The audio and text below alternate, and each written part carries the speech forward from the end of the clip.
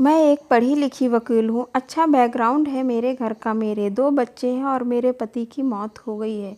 मेरे घर पर अक्सर मेरे बचपन का दोस्त रोहन का आना जाना था। वह मेरे बच्चों को बहुत प्यार करता था और मेरी भी हर एक छोटी बड़ी बातों का ख्याल रखता था।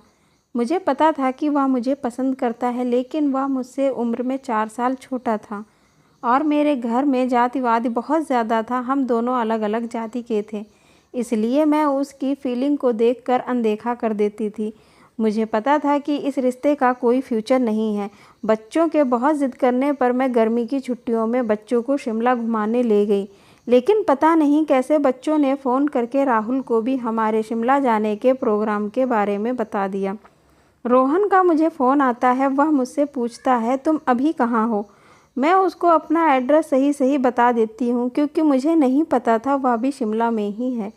थोड़ी देर में रोहन मुझे मेरे होटल में मिलने आता है, तो मैं उसे देखकर हैरान रह जाती हूँ। बच्चे रोहन को देखकर बहुत खुश थे।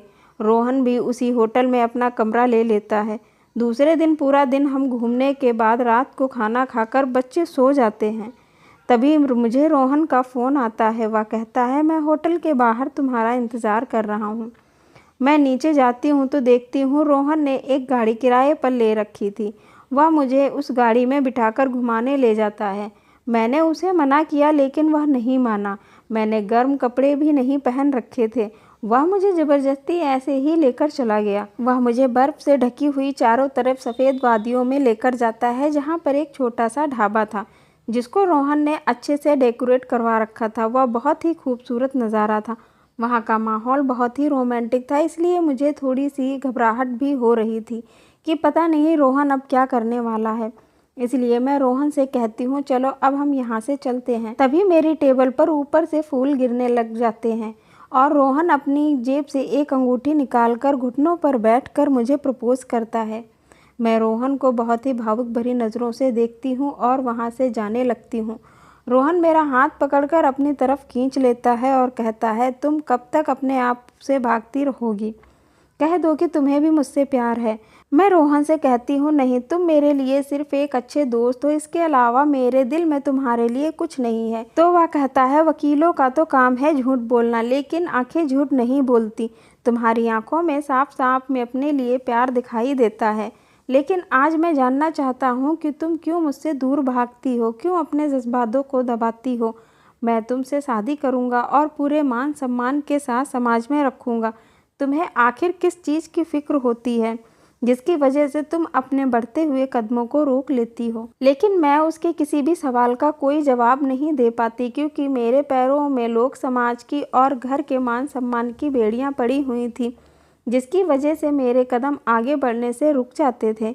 मेरी खामोशी से राहुल गुस्सा होकर वहाँ से चला जाता है। मैं जब होटल पहुँचती हूँ तो वह होटल से भी जा चुका था। दूसरे दिन मैं बच्चों को लेकर घर पहुँचती हूँ, लेकिन राहुल मुझसे मिलने नहीं आया। धीरे धीरे हफ्ता बीत गया, हफ्ते से महीने और महीने से 1 साल बीत गया, लेकिन राहुल का मुझे कोई फ़ोन नहीं आया और ना ही राहुल ने मुझसे कोई बात की। अब राहुल की कमी मुझे भी खलने लगी थी। शायद इसीलिए कहते हैं इंसान की अहमियत उसके जाने के बाद पता चलती है। बच्चे भी राहुल के ना आने की वजह से बहुत उदास रहते थे। फिर एक दिन मैं हिम्मत करके राहुल के घर जाती हूँ, लेकिन राहुल मुझे वहाँ पर भी नहीं मिलता है और ना ही कोई मुझसे उसके बारे में बताता है। मैं वहाँ से वापस आ जाती हूँ। तभी कुछ दिनों बाद मुझे अपने एक केस के सिलसिले में शिमला जाना पड़ता है। मैं शिमला में फिर से उसी होटल में रुकती हूँ। दिन में अपना काम ख़त्म करके मैं रात को इस ढाबे पर जाती हूँ जहाँ राहुल मुझे ले गया था। वहाँ मुझे राहुल से की गई वह आखिरी मुलाकात याद आती है। मैं उस ढाबे से निकलकर बाहर एक पेड़ के नीचे बेंच पर बैठकर रोने लगती हूँ।